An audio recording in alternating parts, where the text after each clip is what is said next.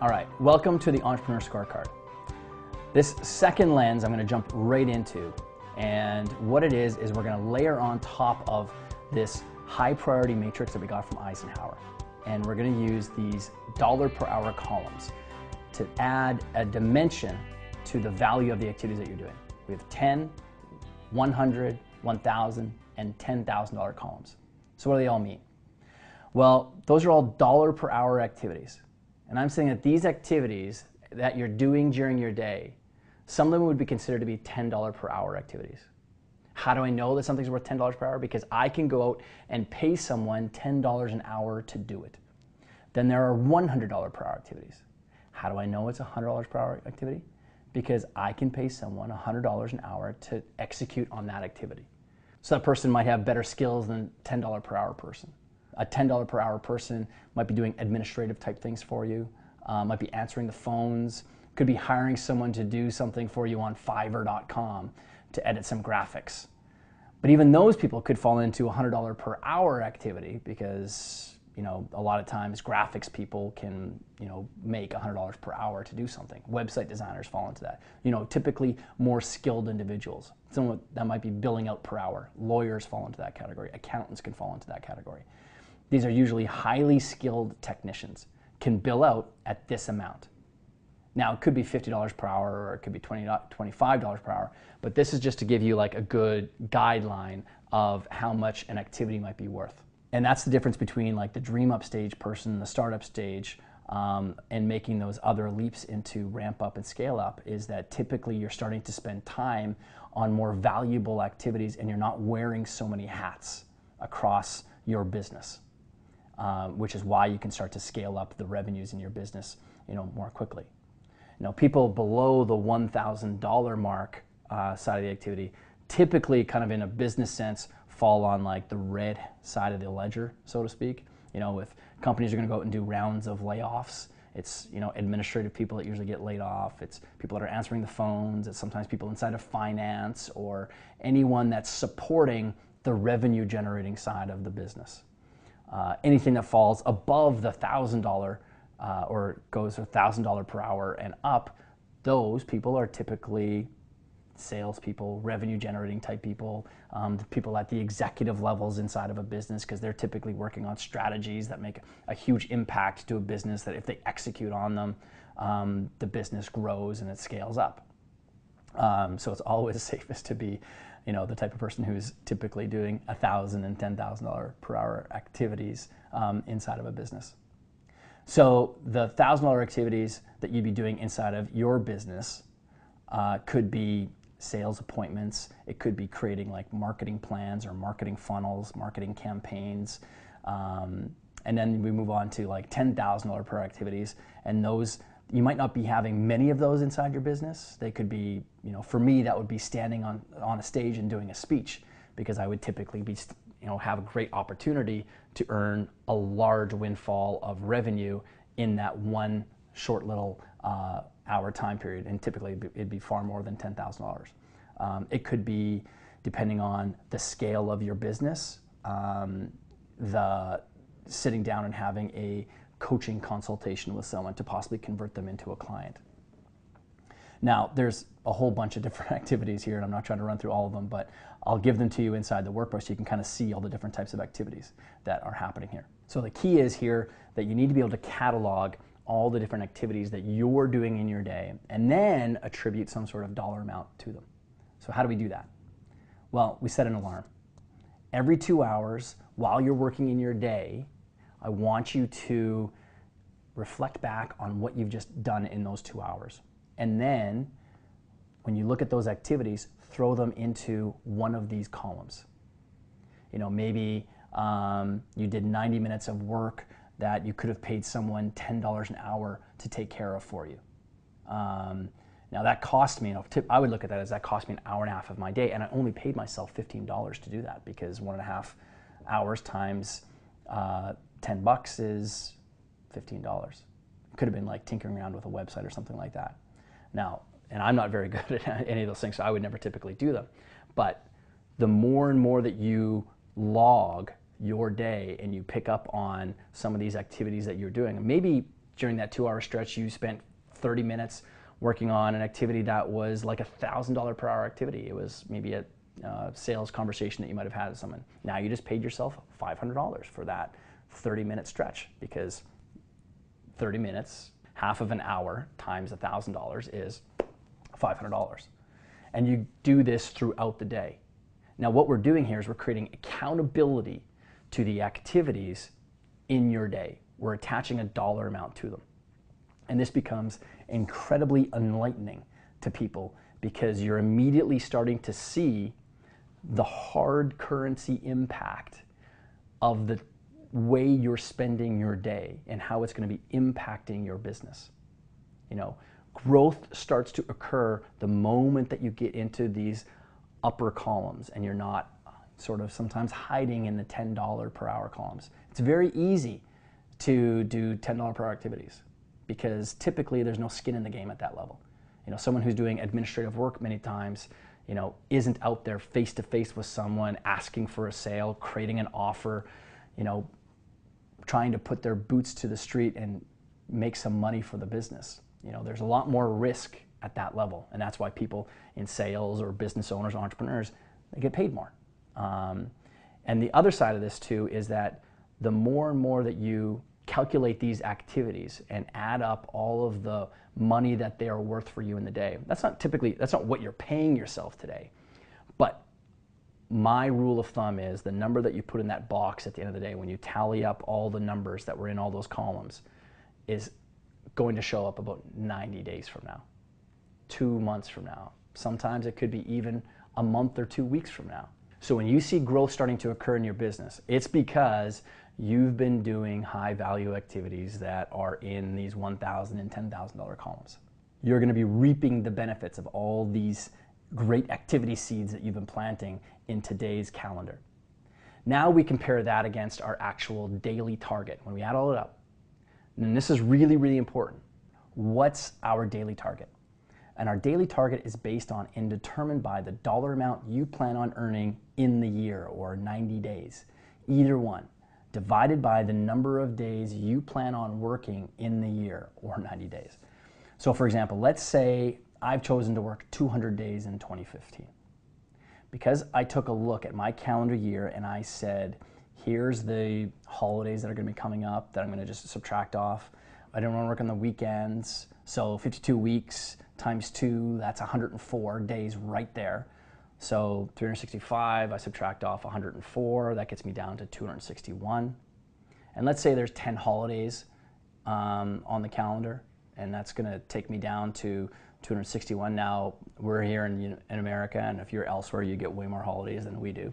So congratulations. But anyways, now I'm down to 251. And then when I just take a look at all the other kinds of maybe long weekends I want to take, or holidays I want to go on, trips I want to take, I get down to basically a number of 200 days. So 200 days is my total number of days I'm going to be working in this calendar year. And whatever my target income is for the 12-month year, or again, you could be using 90 days as well, that's the number that becomes my daily target. So if I say I want to earn maybe like $1 million in 2015, just to use an easy number, I divide that $1 million by 200, and that would get me my daily target income. Now, if my actual number from what I did in the day went above the daily target, fantastic. I've just padded my stats a little bit. And if I fall below it, well, maybe it was just an anomaly day, but I need to pick up that pace somewhere else on another day. So let's take a look at a good example here. This is an actual example from a scorecard from one of my clients' days recently. So here we have it again. Developer activity, he had a bunch of activities in that column. It's not that he spent a ton of time there. Well, he did because he had a 2-hour activity, I guess. So in total, when we add up all these hours at the end, he spent 3¼ hours inside that $10 per hour area. 3 in the $100, 2 in the $1,000, and 1.75 in the $10,000 area, which is outstanding actually. That's actually really fantastic for him. Total earned, because we take that 3.25 hours, multiply that by 10, he paid himself $32.50 for all those hours that he spent in that category. $300 for that category, $2,000 in that one, and $17,500 in the $10,000 category. That's a total of $19,882.50 in total. And his daily target is $5,000. So actually, that example would set him further ahead than what his normal target is. Now here's where the numbers can really shift. We're using that $5,000 as his revenue number, okay? That's the amount he wants to earn in revenue. If his income was a different number, if his income was, say, $1,000 or $1 million, we would need to find out, okay, what does it take for you to earn $1 million inside of your business? What is the revenue that needs to happen inside of your business in order for you to pull $1 million out of your business? What is that going to take? You know, because we've got taxes and everything else. So let's say it was, in order for me to pull $1 million in income out of my business, I need to do, let's say, $4 million in revenue inside of my business. Then the daily target for my entire company or my business would be a different number than the $5,000 target. So you can actually create scorecards for your total for your entire team. You know, one of my clients, the one that went to 50 million plus, he had scorecards that he was getting his teams to be working on because he wanted to help people see that they could be working on possibly higher level or higher income earning or higher revenue generating activities as well. Maybe they don't get the chance because they're in customer service to think about, you know, doing that kind of stuff. But you know what? Creating a system, helping create systems and processes, that is not a $10 per hour activity. That is usually something that falls into the $1,000 per hour activity because it requires a higher thinking level. There are smart people sitting inside of customer service, maybe in your business. These are smart people that could be helping with finance stuff or other issues.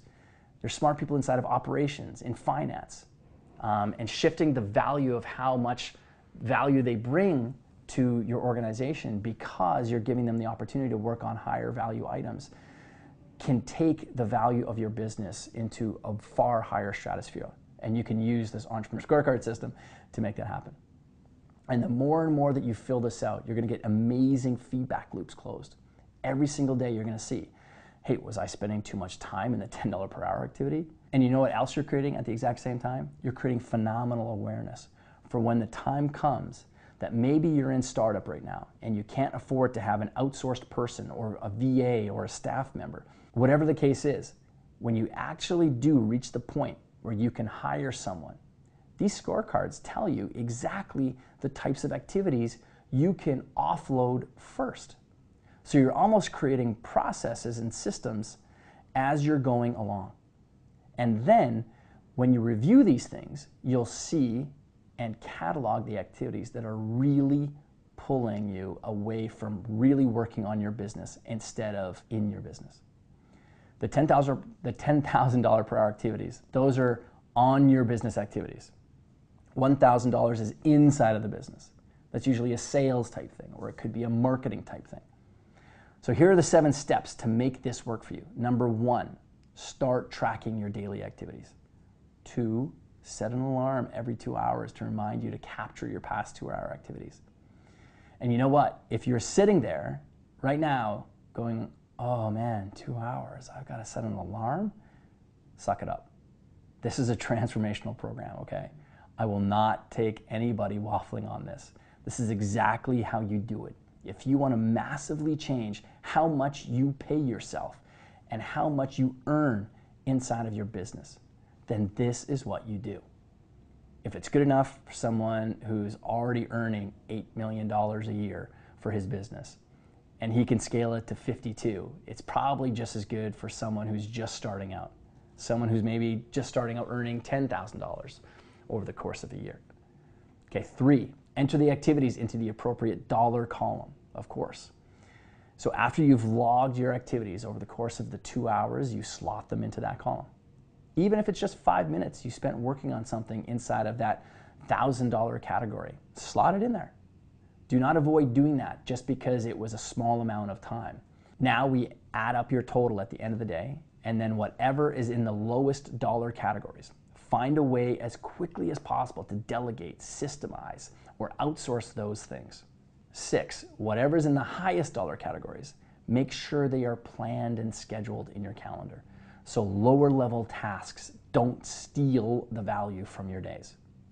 Those things that are in the highest dollar categories, those are usually things that operate in the important and not urgent categories. So going back to the Eisenhower matrix, things that are in highest dollar categories, $10,000 per hour activities, $1,000 per hour activities. Those are usually very important, but not urgent many times. Or they're in the very important and urgent category based on a deadline or a goal or something like that that you're working on. And then number 7, review it every 2 weeks to see progress and repeated mistakes and then adjust accordingly. That is how you make huge shifts in your personal effectiveness inside of your business, inside of your industry, so that you can make a phenomenal income, make a great impact, and really, really reach that level of independence that you and we all strive for as entrepreneurs. So jump into the workbook and get some more details that are inside of there. It's a powerful strategy, and that's the end of the Entrepreneurial Scorecard system. It's a very powerful tool. I hope you put it to use right away. And like I said, make sure that you review your activities every 2 weeks, just like any 2-week sprint inside the 90-day year phase. All right, enjoy.